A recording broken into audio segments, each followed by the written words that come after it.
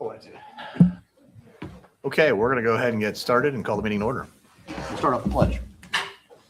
Pledge allegiance to the flag of the United States of America and to the republic for which it stands, one nation, under God, indivisible, with liberty and justice for all. Okay, all right. We're going to go get started here. Sorry, I got distracted for a second. We have a quorum, just barely.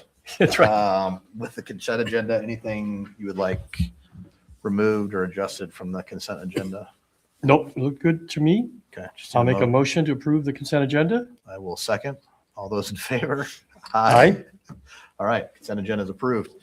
First up, we have department head reports, starting off with township assistance and human resources.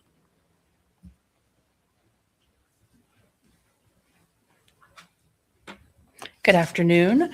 As you can see, October was a little busier than we were in November, but that has picked back up here in December. So we finished the year off strong and under budget. So any questions about either the October or November report?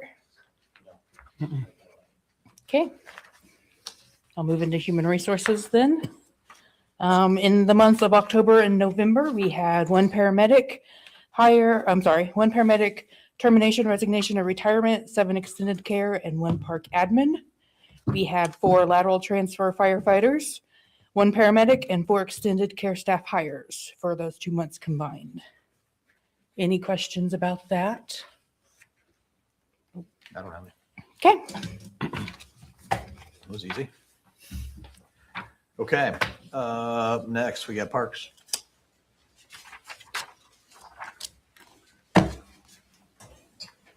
Hello. Hello. All right, I'll go ahead and go down the list.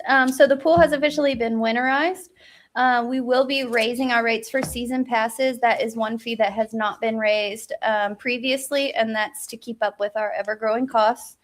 Next year is our big sponsorship year, so that's the majority of the sponsorship we get in this incoming year. Our goal this year is to have every cabana sponsored, and then we have a couple other sponsorships that people have reached out to us to, so you'll be seeing those coming as well. PCAR, we had a big last couple months for PCAR. In October, we won a grant through the Park Foundation of Hendricks County, and that was to fund our discovery stations. The discovery stations have already been installed in PCAR. We did that in the month of November, and that's to give kids and adults just a more hands-on approach with nature, discovering a little bit more, playing more, using their imagination more. So I definitely encourage you guys, if you haven't, to go out and take a look at those, because it's really fun to see the kids play with all the little puppet theater stuff that we have. And then for programs, we hosted our first ever glow-in-the-dark putt-putt, and that was in our camp barn. And that was an event that we would not have been able to do without that camp barn. And that brought in a huge number of people. So we plan to bring that event back next year and open that up for a week long. And then our programming stuff just wrapped up 7 different Christmas events in the month of November through December. So it was really neat just to see the wide array of different programming that they did with Christmas this year. As far as our admin goes, at the end of October, our administrative assistant quit without any notice, which left us in a little bit of a bind. So we actually, our facility rental coordinator, Christina DeWitt, she had reached out to us about wanting to go full-time. So we approached her about combining the 2 jobs. She was very interested in that. So we hired her on for that position in November. That was part of the job description changes that you see. And so we hired her on. She's been training, and she is lovely, and she loves the job too. So we are very happy to have her full time. And it was great to be able to combine 2 jobs for one. Then also our Upper Park playground renovation is almost complete. I'm waiting on a couple different parts. Just to update some of the repairs of the old one, but we widened our footprint. We made it more inclusive, and then our signage will be more inclusive as well. And we updated a lot of our advertising up there too, which will give us a new opportunity to be able to advertise all of our parks in that big playground where we see the most traffic. So we're going to be doing a kind of like Bob's Burgers, a reopening of that Upper Park playground. And so that'll come at the beginning of January. So we're excited about that. Our camp in the month of October wrapped up fall camp, and then we are now getting ready for winter camp, which starts next week. And so we'll be able to do that in our camp barn. And then I did want to give kind of a big shout out to our Explorer Extended Care program. This has been by far the best year yet. We are actually at a place where we are growing the program and not just maintaining the program from month to month. And I really, truly believe it's because of the staff members that we have in that program. It just makes a world of a difference having those people in the right positions. And they've been phenomenal this year. They take care of everything. We were actually able to get it to the point where we were able to give goodie bags to every kid and all the janitors who help us out all the time. So that's our report. Do you have any questions about the board report or the revenue report? So I guess the change in the seasonal pass thing, I mean, competitively, Yes. Where do we stand? So we updated our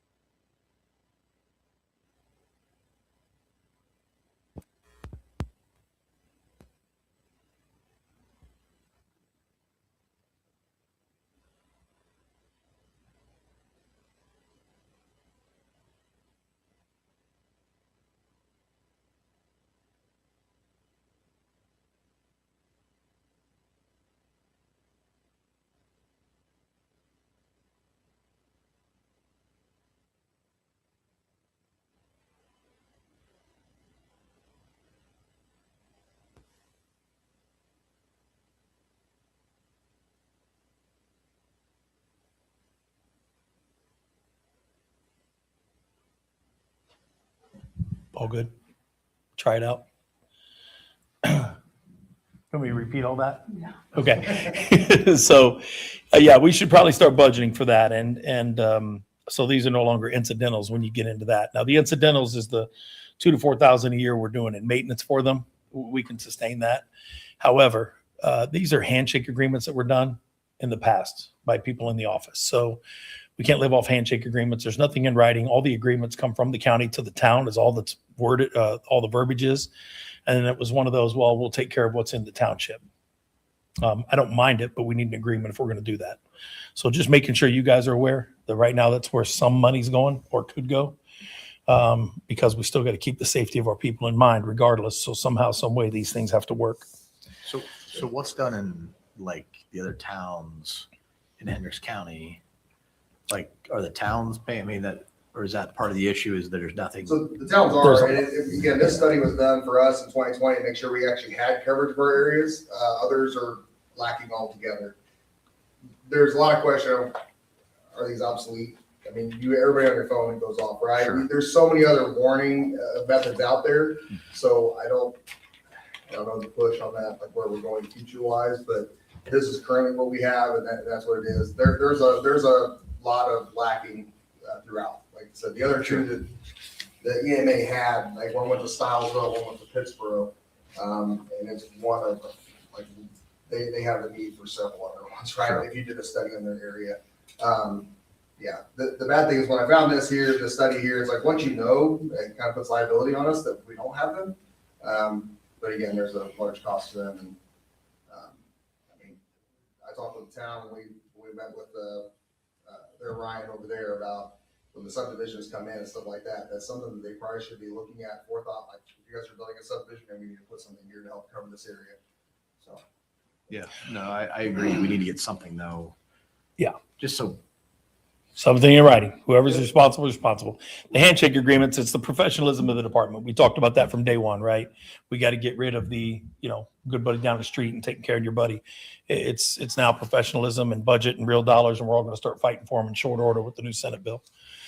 Chief Phipps has been instrumental in being around for the town, the county, and staying on top of the administrative functions of anything that deals with all of our infrastructure, and I appreciate him for that for sure.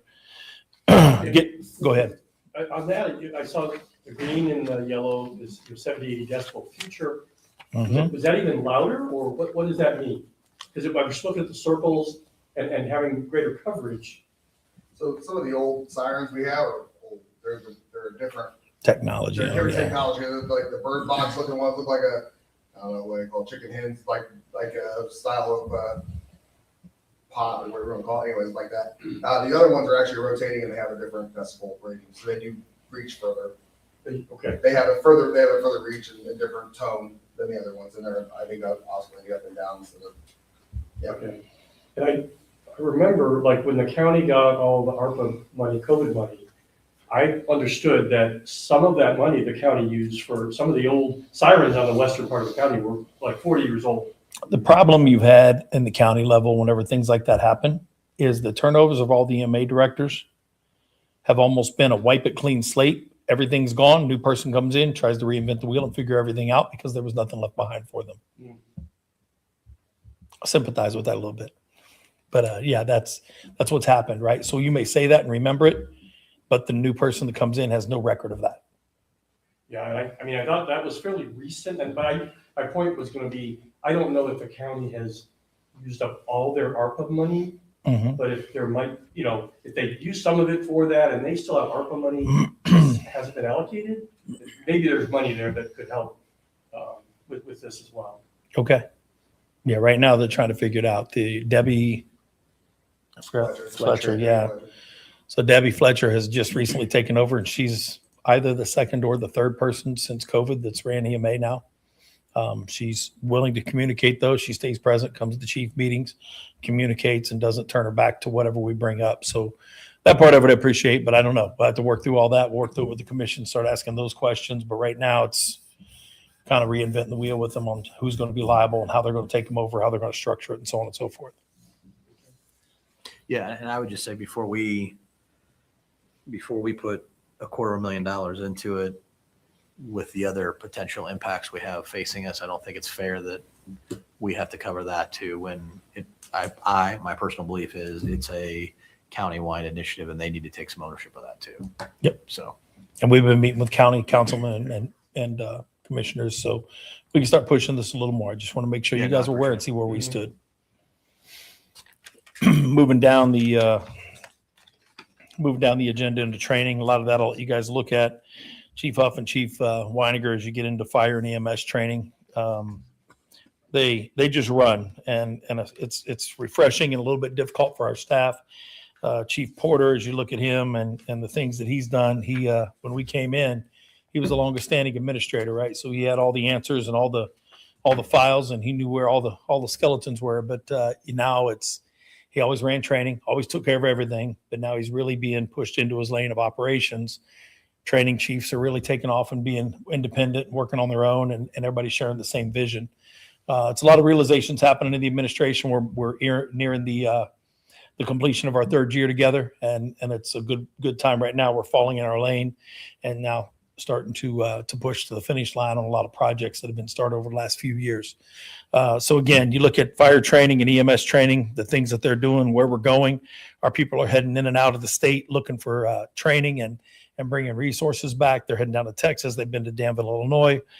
They are going down to Maid and working in our own community with the state training. We have people that are energetic from outside departments that have been hungry to train, and from our new hires, hungry to progress and move forward. And it's refreshing. I mean, you're looking at almost half our department now is 5 years or less at Avon, not necessarily 5 years or less in experience because of the lateral integration, but almost half the department. And with the new hires here, it puts us at 132 employees. So it's been a fun growth and fun to watch them, but also a fun evolution in the training and the direction we're going in fire and EMS. Over in fire prevention, the total number of plan reviews, site reviews, and inspections, 136, 4 drone responses, 2 investigations conducted. Again, the extra investigators paying off. We're hitting all of our businesses. We're in and out of them. We're identifying hazards. We're able to communicate to our employees so they know what they're walking into, and they can have a better predisposed knowledge of what they're walking into whenever they go into buildings, what the hazards are, and so on and so forth. And they've done a great job. They continue to do a good job. And with Tony Smith leaving us and going to Whitestown as their fire marshal, leaving us as an inspector, and now bringing Doug Pearson in from IMPD as a retired bomb squad and arson investigator. Him and Tom and the group continue to have a nice chemistry. Courtney gels well with them as well, and they all help her with pub ed. And she tries to fill in education voids where they're running into issues out in the community. That division's working really well together, and it's our largest division inside the administration right now. But you can also see on the bullet point on division notes, when I came in, they were pushing $100,000 in revenue from all of those plan reviews. But as all of the structures have slowed as far as what's being built, we're down to that 20,000, and that's probably what we'll see. Residuals probably 20 to 50,000 a year is probably where we'll live as businesses move in and out and do their remodels and stuff. To end that group and getting into public education, on the next page, you can go ahead and go to the next one on that. You guys can read the bullet points. We reached 400 total students. Courtney continues to create a lot of outreach.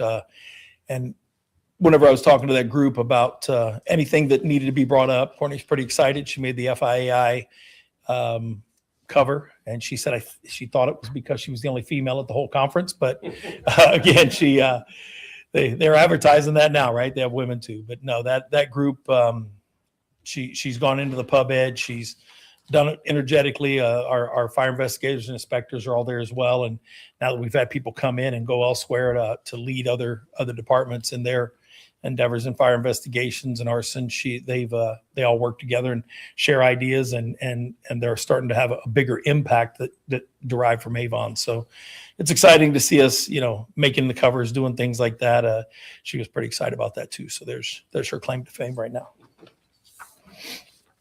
Going into runs, as we go into runs, we're currently sitting at 7,900 runs year to date. Last year we were just over 8,300, so we're plus 300 from where we were at last year.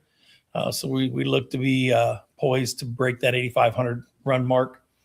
As you look at our apparatus, the only concern that I have on the incidents year to date near the bottom is you'll look at ladder 144 having 1,240 runs, and that kind of segues into the Station 2 need and an additional engine and some of the areas that when I presented to the Hendricks County GOP, I talked about we're on hold with the addition of 15 more people to finish the plan for next year. Are we just moving things out there? Okay, I'm making sure it's not water rushing down, getting ready to blow up. But again, that ladder, 1,240 runs, you can see that it's up there with our engines. But you see the impact that engine 141 being by ladder 141 has. It's taken it from that 1,600 run level down to about 900. And when you're looking at $1 million piece of apparatus versus over $2 million piece of apparatus, that's smart business. That's going to drag that ladder out, 10 to 12 years, where that engine's probably going to be replaced in about, 7 to 10 years based on mileage runs and wear and tear. So we'd rather wear those out at a almost 50% cheaper rate than to wear the ladders out. In order to do that, it takes infrastructure. So am I good to move into the next bullet point? And this is where I bring up the station. Is there anything we need to talk about? The EMS was the last. EMS billing, Stephanie's gone over that with everybody. That's more for information. We are pushing the $2 million mark. We're starting to budget moving forward about $2 million.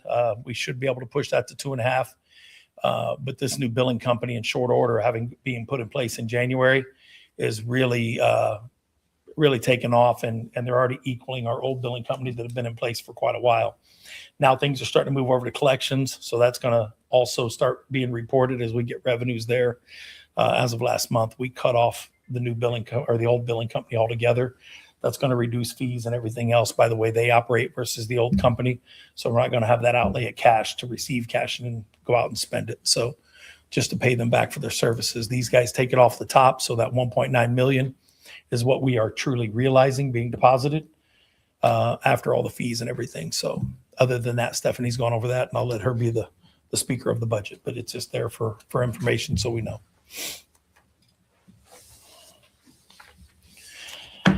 All right, Station 142. We've got about 9 RFPs back on architecture.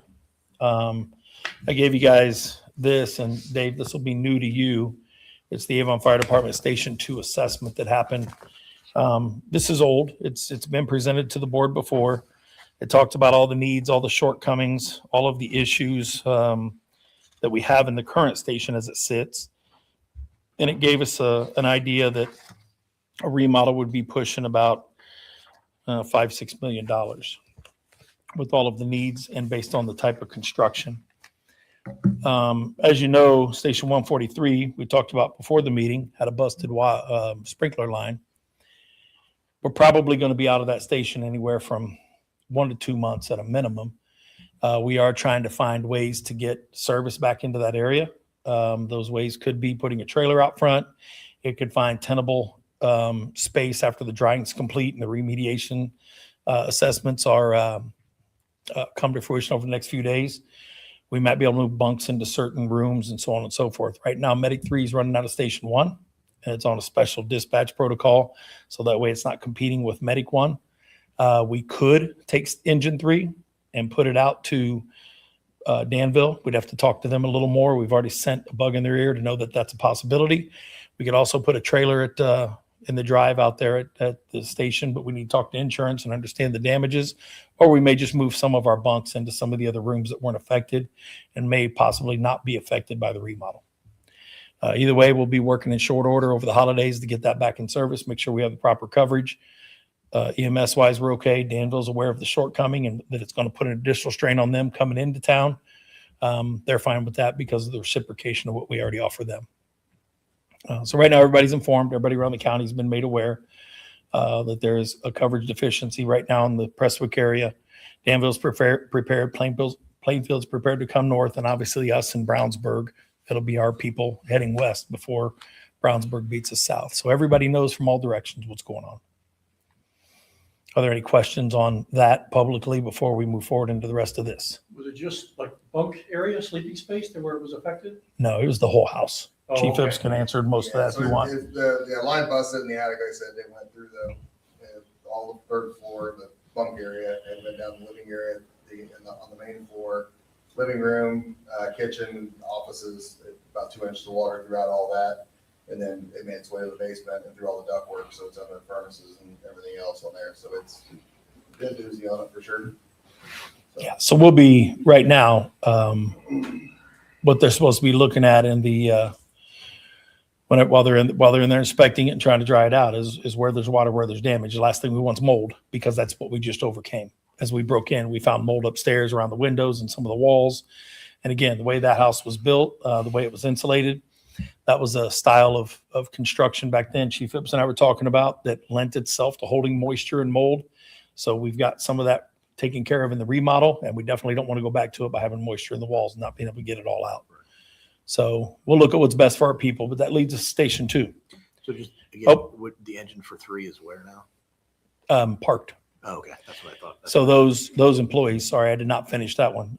Those employees are now being dispersed throughout the department, and we've just canceled all the overtime. Any overtime that existed, they're just filling those spots. So that way we meet our staffing levels per the rigs that are in service. And that particular engine is now parked right now. Okay. So all of our medics are in service. We're -1 engine because we don't have anywhere to put them. If Station 5 was open, we could run it out of Station 5 because we have an extra bay and appropriate beds there. Sure. So that's some of the challenges that happened. That's some of the early gripes I had as I took over and was navigating the land with Station 4. We've since put that behind us, but now we have Station 2. It's another 2-bay firehouse. Having 2-bay firehouses limits your ability to, one, put a ladder beside an engine while still running a medic unit. It limits your ability for proper deployment of services and coverage. And whenever we have downtime, like Station 143, it limits our ability to have places to move people to keep services going for the community. We need that flexibility versus being locked in at max capacity with our growth.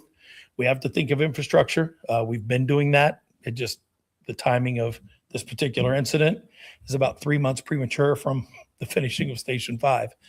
But looking at Station 2 and the remediation and the assessment that you guys have here, so much work would need to be done. We don't have the cash to pay for it, so we would be bonding it anyway. We already have the property. We have 9 RFPs in from architecture. What we know to be true about Senate Bill 1 and what we assume to be true. The thing we have to control is the legacy costs on our end, okay? And we've been out there talking. Jeff Bellamy and Jeff Peters both came together with Danville and their attorneys and financial people and board members. And we presented some of our concerns and listened to 3 state lawmakers and their feedback.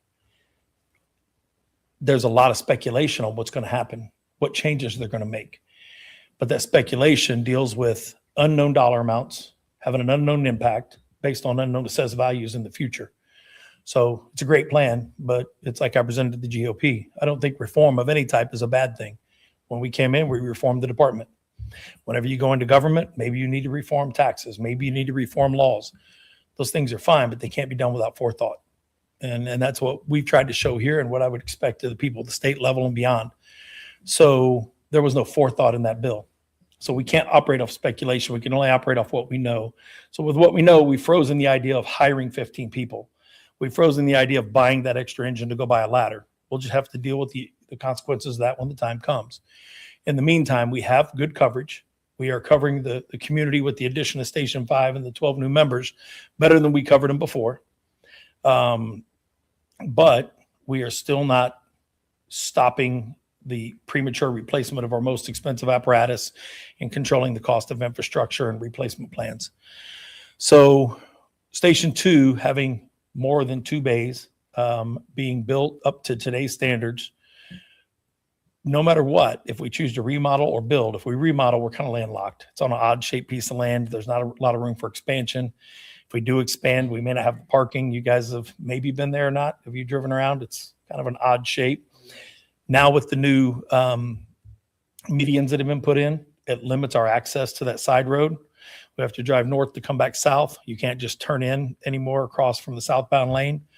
So you either got to go past and figure it out and come back up or whatever. So it's just not even an accessible station anymore in certain regards. And the way we come out, it's a lot of wear and tear on the apparatus. So we invest a lot of money into Station 2's apparatus. We just put a new engine there. The last engine was beat up, and it's no better off for us than to just be a training engine because of all the maintenance put into it as it exits and the wear and tear it has on the suspension and steering there. And we put a lot of money into it. When I came in, just tell them Chief Brock said so, became a little bit of a joke in the administration because they were talking about the steering issues they had. And I said, we'll get it fixed. We have a plan for that. We have a budget for it. Get your stuff fixed. Why isn't it fixed? We don't know. We've never been told. Okay, I didn't know the other discussions. The other discussions is you couldn't fix the steering because it'd be a complete overhaul of the engine costing over $100,000+. At that time, engines were costing just a few years ago about $750,000. Well, I'm not going to spend, 1/3 of the cost of the engine almost to fix a steering column whenever we had one on order already that was ordered before I came in. So yeah, I didn't know the investment that had already been communicated and talked about. So yeah, of course, we're not going to, we were safe in operating. They had some frustrations, but I wasn't going to put $150,000 to $200,000 in a steering system. We did put about a $50,000 fix toward it to make it better because there were some safety concerns in the gearing and so on. So we did fix some of that, but we didn't do the complete overhaul. But again, just like the investment in that engine and the forethought and the planning based on knowing what's coming, now that we have this property, knowing our department needs, knowing where we may not be growing now and hiring the 15 people, this station relocation is more for service and geographical location now that we have 4s and we know what its reach is. Station 2 runs a lot into Wayne Township, almost pushing 700 runs a year into Wayne Township. Pulling it south, it'll still have a reach into Wayne, but in that south district around Morris Street or 100 South, it's not going to be as busy as right off Rockville Road and West 10th Street. So we're not going to be pulled into those areas. Station 4 it's centrally located in our township, so it can reach the border, but it doesn't make sense to pull it too far into Wayne Township. So it's really taking our resources, redeploying them, and keeping them in our geographic zone outside of just normal mutual aid that happens. Brownsburg's really pushing forward with the building Station 4. They've already got their owner's rep. They're moving into architectural. They did get their levy appeal at $1.1 million, so they may be able to do some additional staffing, is what I've heard to be true.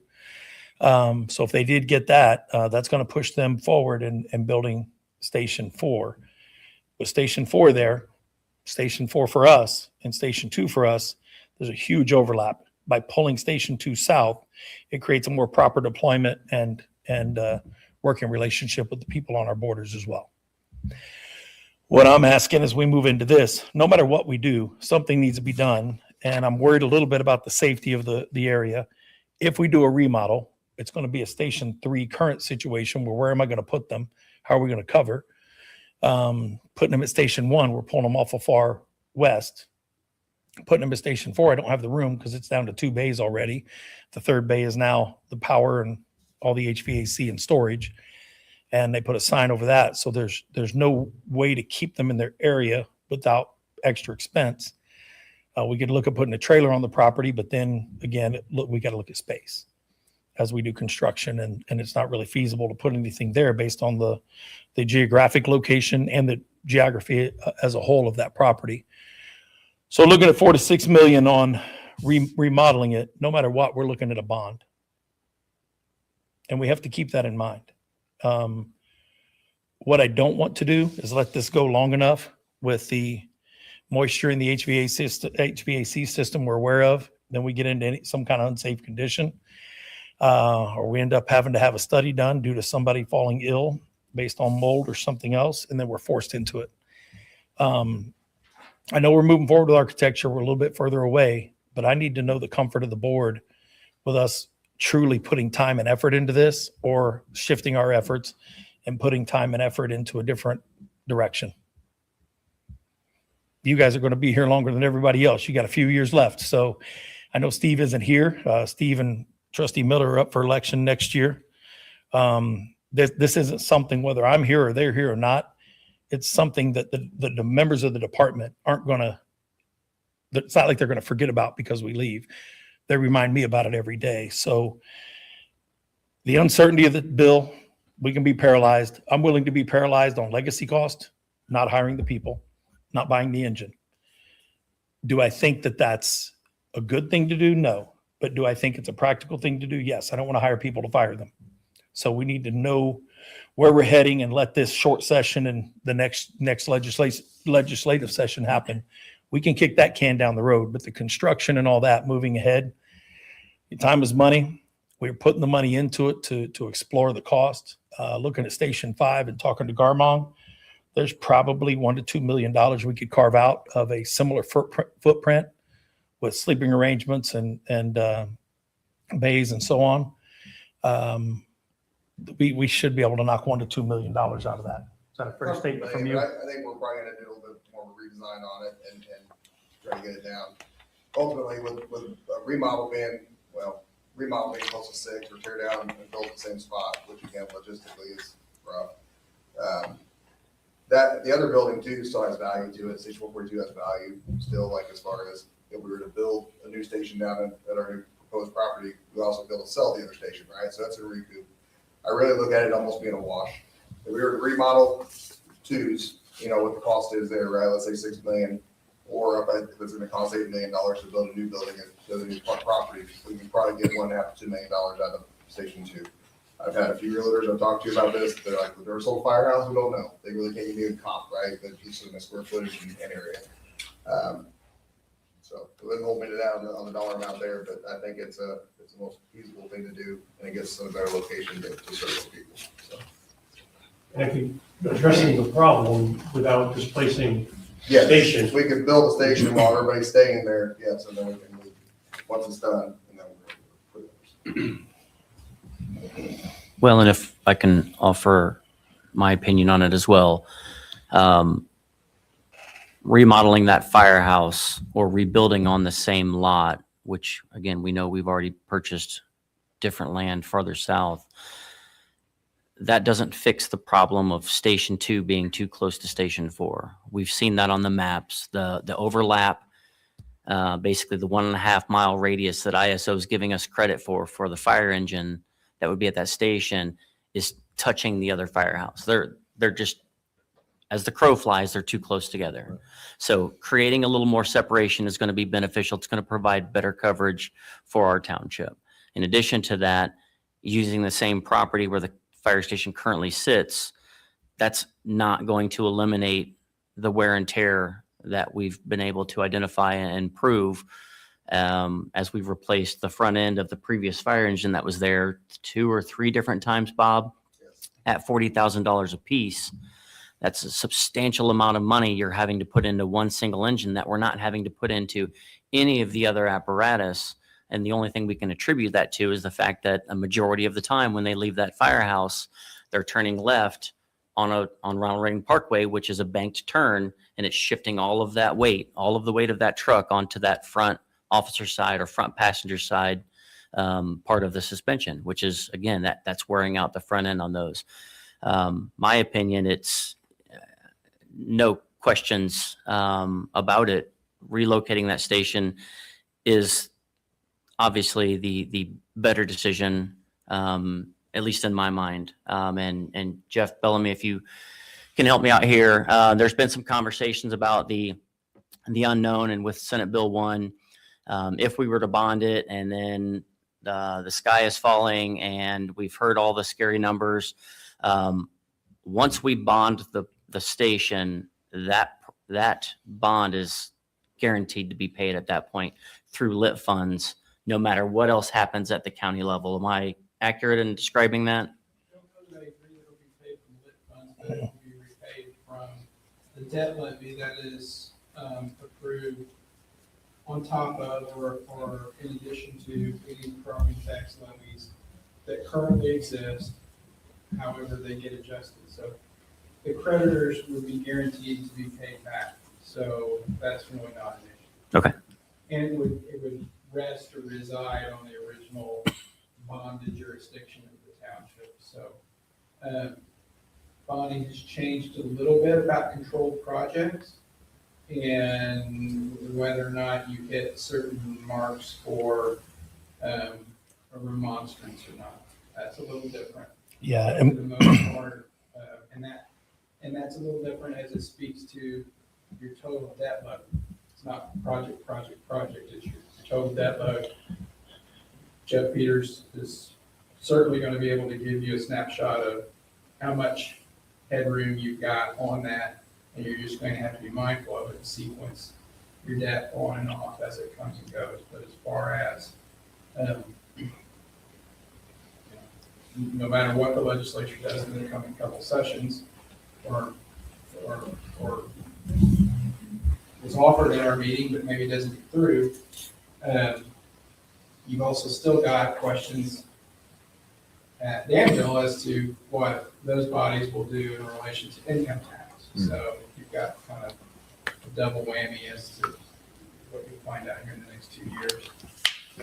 So to give us a little bit of comfort, I've talked to 3 people at minimum from the county council. Chief Duncan's been privy to those conversations or part of them as well.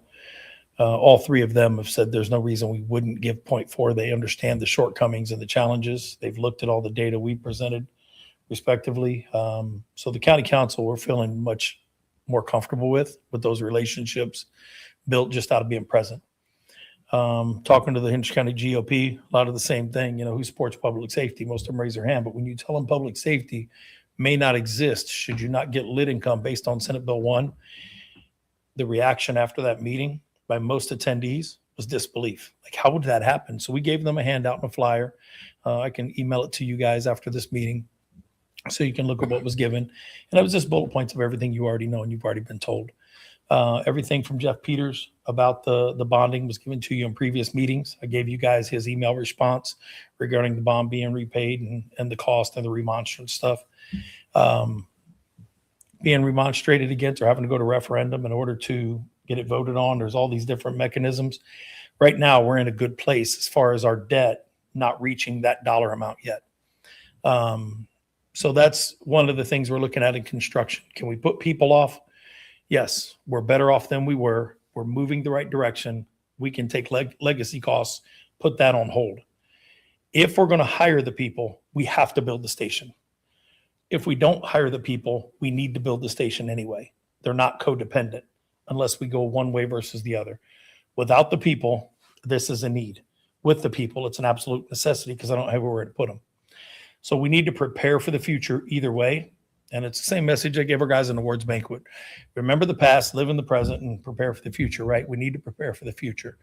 And that's what I'm asking here is, 1, let's write a current issue that would be either remodeling on a bond or rebuilding or whatever we choose to do.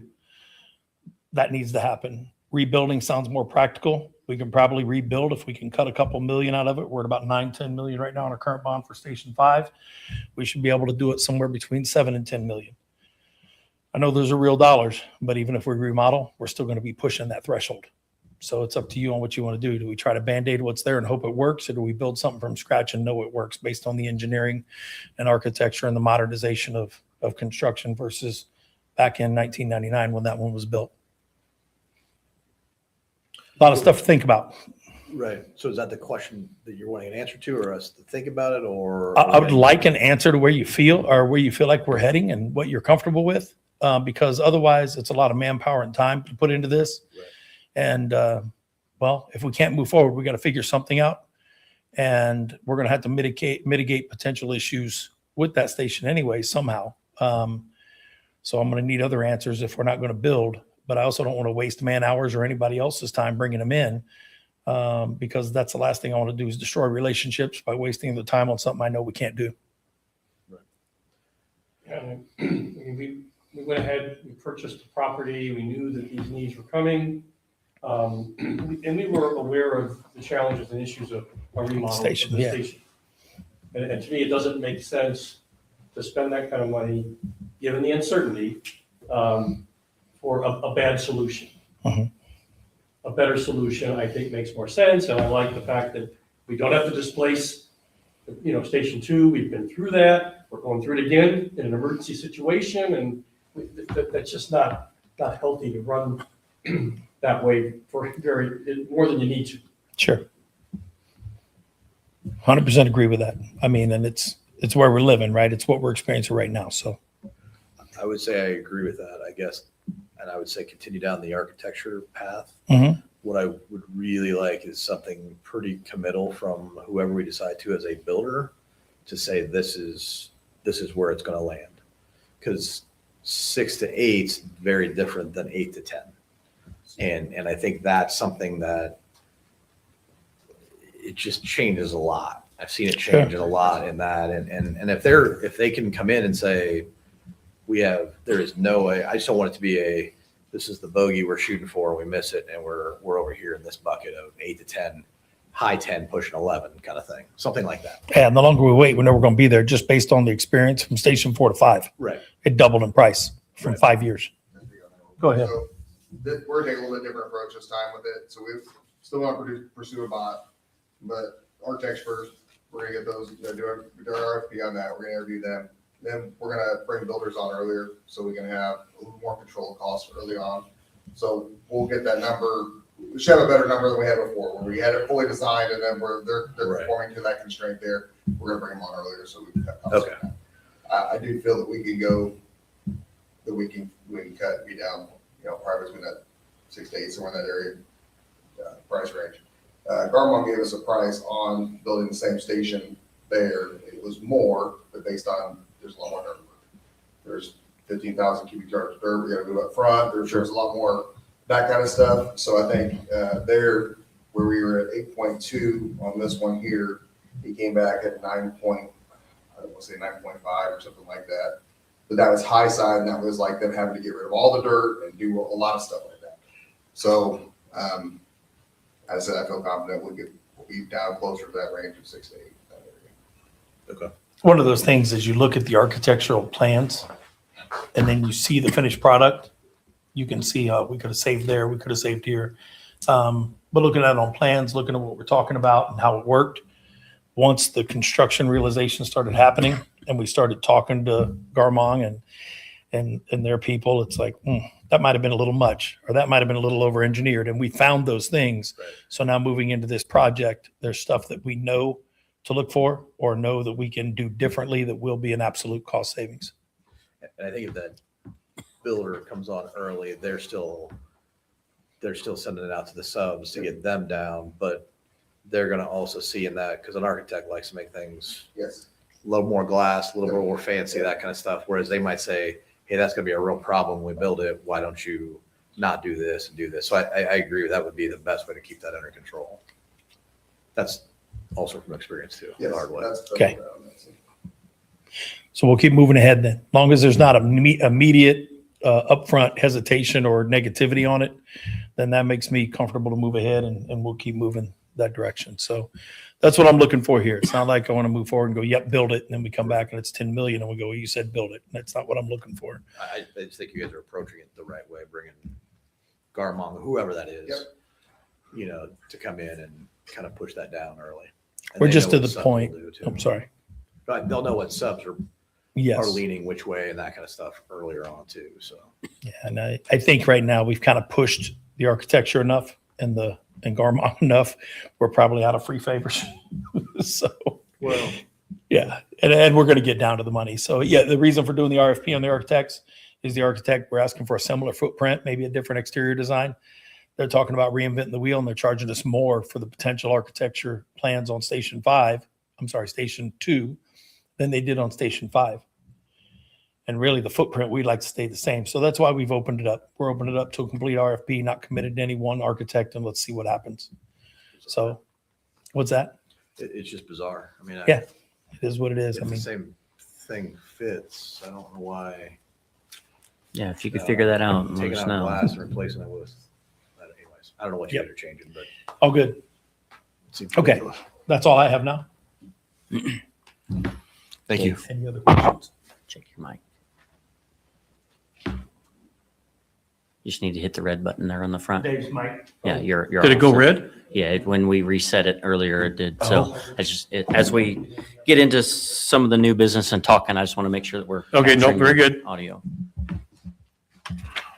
Okay, moving on to new business. We have the emergency housing agreement from MHG Hotels. Yes, so as We know housing is one of the areas that falls under the township trustees' responsibility. We see that every month on the township assistance report.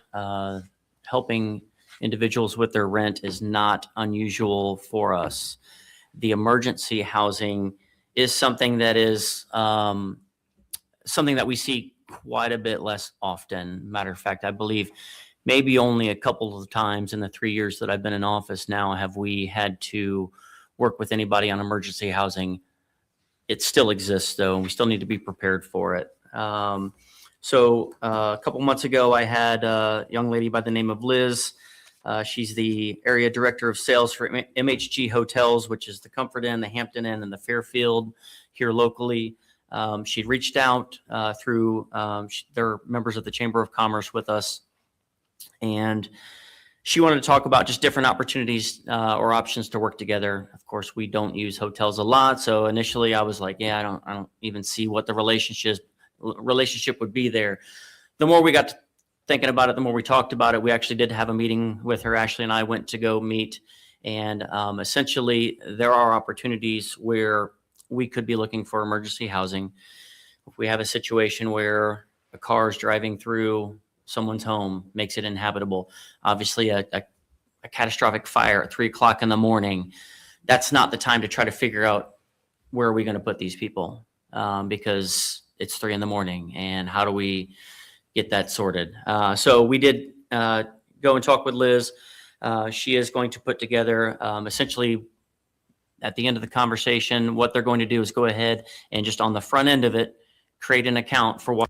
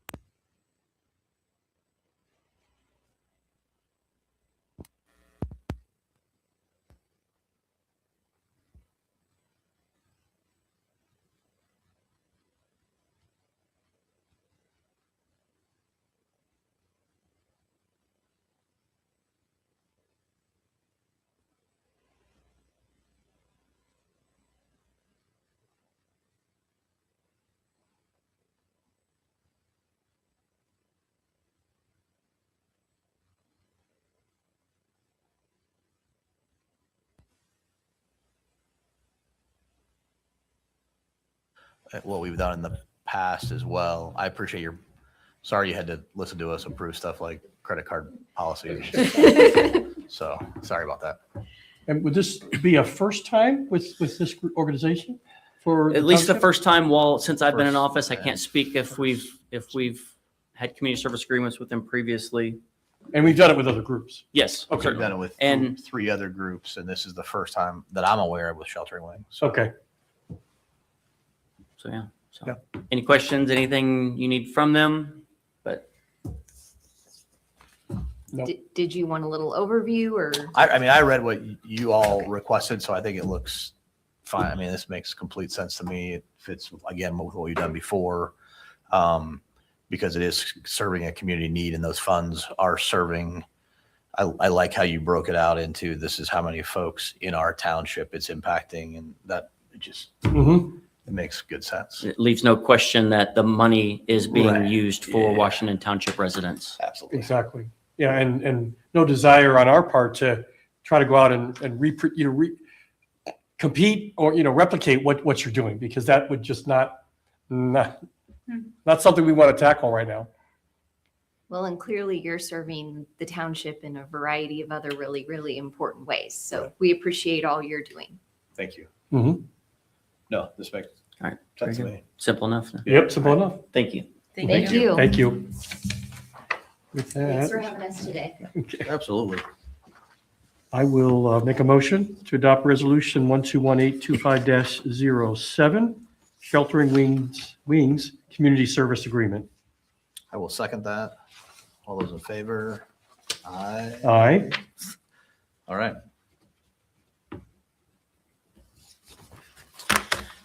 With that, I did just receive just today a second community service request from a group that we worked with previously. Obviously, did not have time for that to be on this month's agenda.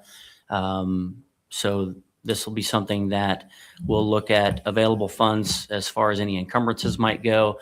And I can certainly get that on the agenda for the January meeting, and the board will be able to look at the options there and make a decision on a different community service agreement next month. Thank you. Okay. Last up is resolution 121825-08, the Township Employee Handbook Update.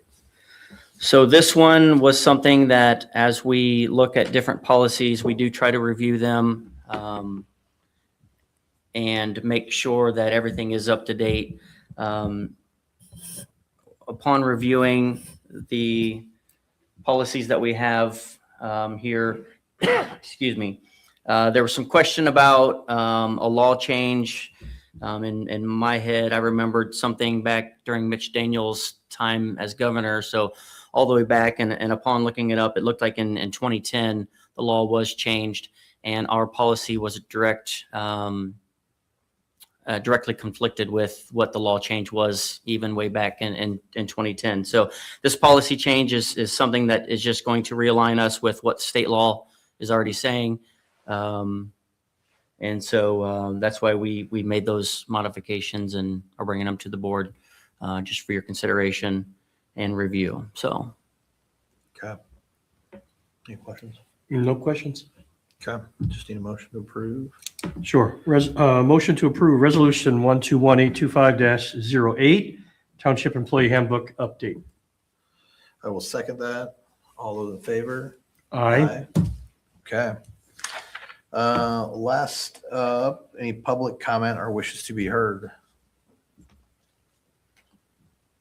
Okay, I just want to say Merry Christmas, Happy New Year to everybody. Hopefully we can have some time away and rest. Anything else? Okay, looks like we will adjourn. Well, we have to, sorry. Motion to adjourn? Yeah, we need to do that. Okay, motion to adjourn? Ashley gets upset if I don't do that. I will second that. All right. All those in favor? Aye. All right, we are adjourned as of 4:14.